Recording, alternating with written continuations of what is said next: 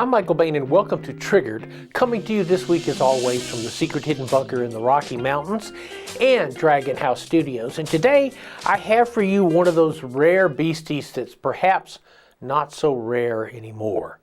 What we're looking at here is the Glock 28, a G28.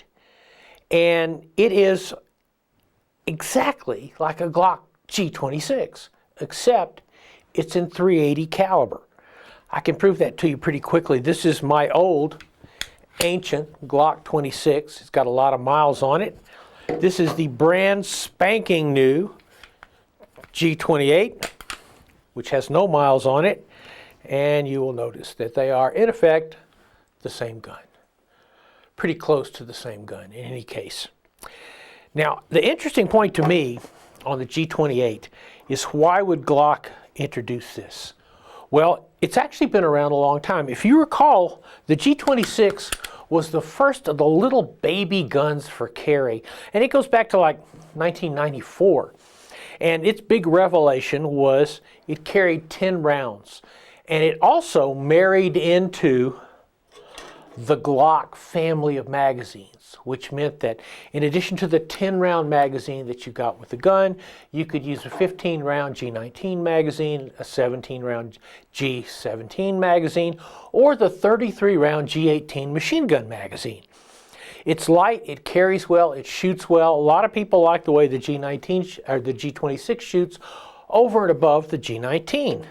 A couple years later, 96, 97, Glock said, there are countries where you can't buy military ammunition. You cannot own a gun in a military caliber, usually 9mm or 45. So Glock created G28, which was a G26 except .380. And U.S. import laws did not allow the .380 to be imported into the United States. There's a point system. It's really stupid. But nonetheless, what would you expect?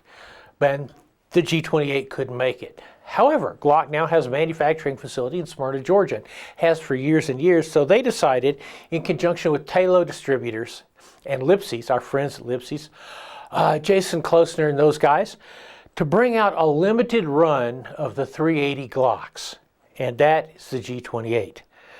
So you're thinking, well, if I could carry a 9mm, why would I have a .380? And that's kind of an interesting point. The mini micro 9mm, like the SIG 365, like the Ruger Max 9, the Kimber Mako, the Springfield Armory, Hellcat, fill in the blank. Every single manufacturer, domestic and foreign, has a micro 9mm in their lineup because they're excellent carry guns. But one thing we found on Shooting Gallery when we did the first Micro 9 roundup, which was 20 years ago, is that they're hard guns to shoot. Ultimately, when you have a very small 9mm, it is, in effect, an expert's gun to shoot. And a lot of times, if you go to new concealed carry classes, you'll see just how much it's hard for a newer shooter to deal with the bark and bite of a micro 9mm. The great advantage of a .380 is it doesn't recoil as much. It doesn't hit you as hard. When we come back, we're going to talk a little bit about why you might choose a .380 over a 9mm. This week's Triggered is brought to you by Taurus USA. Always ready, always bring it. Stoger. Everyday Tough. SDS Imports, Thesis. Thesis means quality. Hunter's HD Gold. They change so you don't have to. And MTM Case Guard. Quality shooting sports accessories.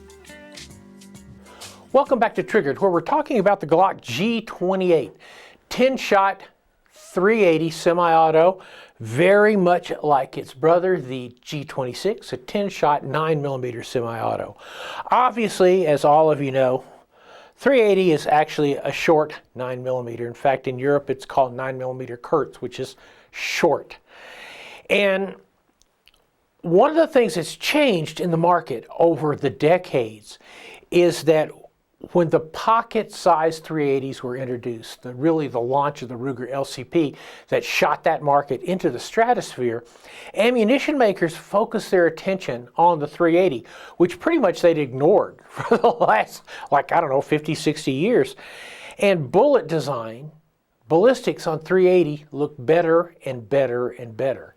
In fact, and I've said this before on Triggered, I said it on Shooting Gallery as well, if somebody dropped out of the sky and said, "Oh my God, Michael, you've got to carry a 380, I wouldn't feel wildly undergunned. And that's partly because our understanding of terminal ballistics is better than it was. With the study conducted by my friend Greg Elfrich years and years ago, decades ago, on what worked on the street, what you saw was that multiple hits are more important in stopping a determined aggressor than that magic bullet, than that one-shot stop. And if you go back 30 years ago, that's all the magazines talked about. That magic bullet, one-shot stop. This one will do it. Well, here's the deal. It won't. So you need to think in your head, if I have repeated shots, how many shots can I put on a determined aggressor? You now see police departments, you see the FBI, whatever, all using 9mm instead of 40s or 45s. And a lot of that is exactly the reason I've told you. So in that sense, a 380, especially a 380 in a dedicated, reliable platform like a Glock, becomes a compelling tool. It has its own magazine system, its own magazine universe. Take a look there. You can see the back of the G28 380 magazine, how it's indented in to allow it to easily fit the short, stubby 380. Not so like the standard Glock magazines, which are not indented like that. Makes it a very reliable gun. One thing I will mention, one thing I wish they'd done, I wish they'd MOS'd it, or actually I wish they'd just put a plate in it to allow you to mount, I don't know, maybe Holosun 407, 507K, or a Trijicon RMRCC. But if you want a sight on it, you're going to have to mill it. And this is also a limited run. TALO's has said we're only selling X number of these. Now, if a lot of you people buy them, I can tell you this, they'll make more. But G28, very similar to the path Ruger has gone to on the Security 380 version of their very successful Security 9. And if you look at some of the macro guns, this is a Taurus. It is a GX4XL. Wow, what do you see? You see almost the same size. It's a good size. Micro guns, thinner. But you know what? The width of a Glock has never been as much a problem as gun writers like me said so. So, when we come back, we're going to take a look at another really great product.